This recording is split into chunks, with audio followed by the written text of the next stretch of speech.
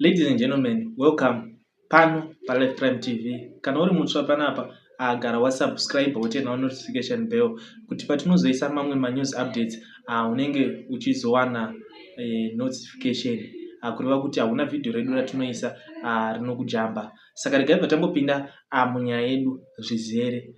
Nhasi tava tine nyaya yaRobert Mugabe Jr. Vanomuziva mwana waformer president Robert Gabriel Mugabe. Mukomana uyu ane nyaya dzakawanda dzaitika, abatwa asiwa even during the days when his father was still alive. So kubva kwapresident Robert Gabriel Mugabe hakuna kuchinja, hanzi shiri nemuriro wayo haiureki. Takazoona Robert Mugabe Jr. asungwa nemhosva yekuti anga ari in possession of drugs. So everyone was waiting kuti nyaya yake ichaenda nekupi, ichaita sei. Some were saying anongo hapana kwaanoenda, nyaya yake haitongwe, zvatopera, zvatoita sei.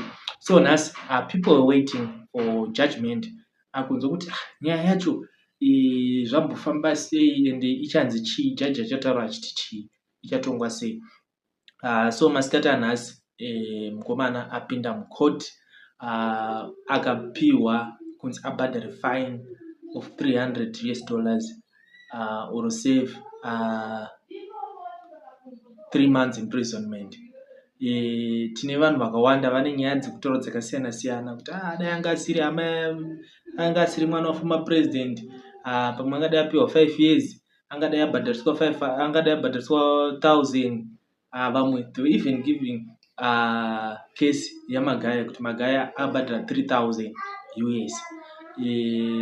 Some people were saying a lot which I cannot disclose right now.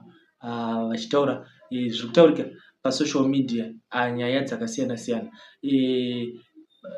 Vanhu vamwe vanga vakatarisira a better judgment whereby the sentence will be too harsh for him, and vamwe vanga vachitobhesa nestatement rakapiwa nachairman weZANU-PF upa Muchinguri concerning nyaya yemadrugs. Nekuti nyaya yemadrugs yanetsa, tine vana vakawanda vari kurasikirwa neupenyu, tine vakawanda vari kurasika pfungwa, vabereki havasina vanhu vachavamirira. It's a new pandemic yemadrugs iri muZimbabwe right now, and vanhu vanoaccuswa vacho kuti ndo vari kupinza madrugs, they are scot free. And if you see people who are getting arrested for drugs are drug peddlers, but they are suppliers. Masuppliers yayo haasi kubatika.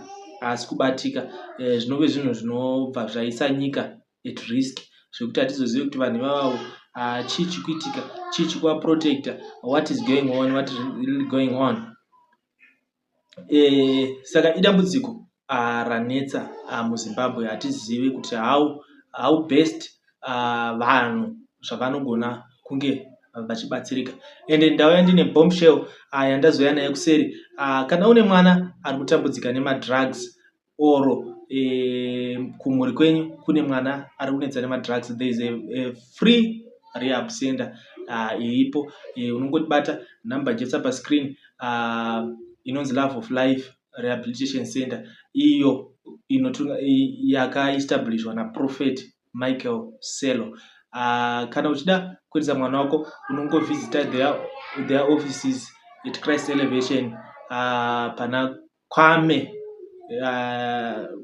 Kuroma, or kutogara wangoenda kuchurch on Sunday kwaProphet Michael Selo.